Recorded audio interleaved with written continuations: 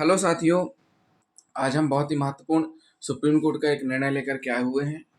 Supreme court ने आजीवन कारावास की सजा धारा 300 आईपीसी के तहत जिस महिला आरोपी को दी गई थी उसको दोषमुक्त कर दिया और इस साथ ही साथ ये भी कहा कि आरोपी कथन 313 सीआरपीसी के जो होते हैं उनको आधार बना करके आप सजा नहीं दे सकते हैं।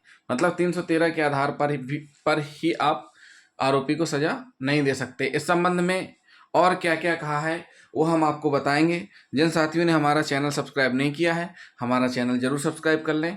तो साथियों हम देखते हैं मामला है क्या। मामला है इंदिरा कुंवर वर्सेस छत्तीसगढ़ राज्य। अपील संख्या है 1730/2012। सुप्रीम कोर्ट में अपील संख्या का नंबर कितना है 1730/2012। निर्णय कब हुआ सुप्रीम कोर्ट में 19/10/2023 को। घटना के बारे में हम शॉर्ट में जान लेते हैं।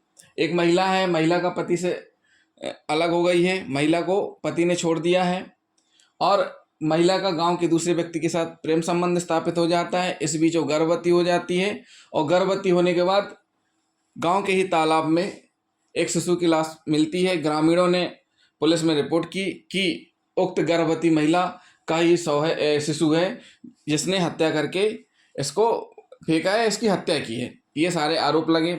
आरोप लगने के बाद ग्रामीणों ने रिपोर्ट की। उनकी रिपोर्ट पर मामला 302 का कायम किया गया और कायम करने के बाद शिशु का पीएम रिपोर्ट करवाया गया। पीएम रिपोर्ट में शिशु का पीएम करवाया गया। पीएम रिपोर्ट में स्पष्ट नहीं हुआ कि जन्म के पूर्व या जन्म के बाद मानव वध तो हुआ, यानी मारा तो गया, लेकिन उसको कैसे मारा गया, जन्म के पहले या जन्म के बाद में, ये स्पष्ट नहीं हुआ।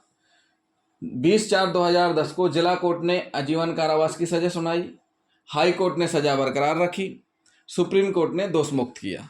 अब सुप्रीम कोर्ट ने जब दोष मुक्त किया तो किन किन आधारों को आधार बनाया दोष मुक्ति के लिए, तो साथियों इन पर हम नज़र डालेंगे।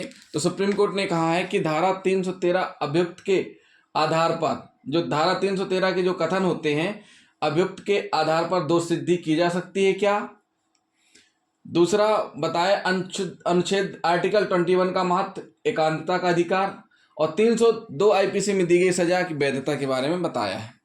तो साथियों सुप्रीम कोर्ट ने जो आधार बताए हैं और सुप्रीम कोर्ट ने जो परिस्थितियां बताई हैं उनके बारे में हम आपको बताने जा रहे हैं, जिन आधार पर सुप्रीम कोर्ट ने बरी किया। सुप्रीम कोर्ट ने कहा है कि संपूर्ण मामला परिस्थितिजन्य साक्ष्य पर आधारित है। अभियोजन यानी कि इन्वेस्टिगेशन एजेंसी और ने कोर्ट में जो मामला पेश किया है वो संपूर्ण परिस्थितिजन्य साक्ष्य पर आधारित है। किसी ने भी 8 साक्षी थे, 8 में से 5 पक्षद्रोही हो गए, 3 ने बयान दिए, लेकिन किसी ने भी ये नहीं देखा कि उक्त महिला जो गर्भवती थी उसी ने ही बच्चे को तालाब में फेंका है या उसी ने ही उस बच्चे की हत्या करके तालाब में फेंका है। ये किसी ने भी नहीं देखा है। ये पूरा का पूरा इसमें नहीं आया है, यानी कि संपूर्ण मामला परिस्थितिजन्य साक्ष्य पर है। पीएम रिपोर्ट है, पीएम रिपोर्ट में स्पष्ट नहीं है कि मानव वध जो हुआ है वह मृत्यु की पूर्व है कि बाद में है। तो पुलिस को यहाँ क्या करवाना था, स्पष्ट करना था कि ये स्थिति कब की है, तो वहाँ फिर नहीं करवाई गई, जो कि वहाँ मिस्टेक हुई है। आरोपी ने बच्चे को तालाब में फेंका, साक्ष्य में नहीं आया है। जो आरोपी है उसने बच्चे को तालाब में फेंका है, किसी के भी साक्ष्य में नहीं आया है। आरोपी ने गर्भवती होना स्वीकार किया है 313 में। आरोपी ने 313 सीआरपीसी के कथनों में गर्भवती होना स्वीकार किया है, परंतु सुप्रीम कोर्ट ने कहा है कि अगर अब आरोपी उपरोक्त कथनों का अवलोकन करें तो इस प्रश्न को जन्म देता है कि क्या उसने अपनी दोषिता स्वीकार कर ली है। क्या उक्त कथन से अभियोजन का भार अंतरित समझा जाए। क्या यह कहा जा सकता है कि दोष सिद्धि अपीलार्थी अपनी गर्भावस्था की बात अभिप्रकट करने के लिए बाध्य की जा सकती है। मतलब सबसे ज़्यादा एकांतता का जो अधिकार है आर्टिकल 21, उस पर सुप्रीम कोर्ट ने फोकस किया है। कहा है माननीय न्यायालय ने कि क्या उसे अभियोजन या न्यायालय को यह नहीं बताने का एकांतता का अधिकार नहीं है कि उसके बच्चे का क्या हुआ।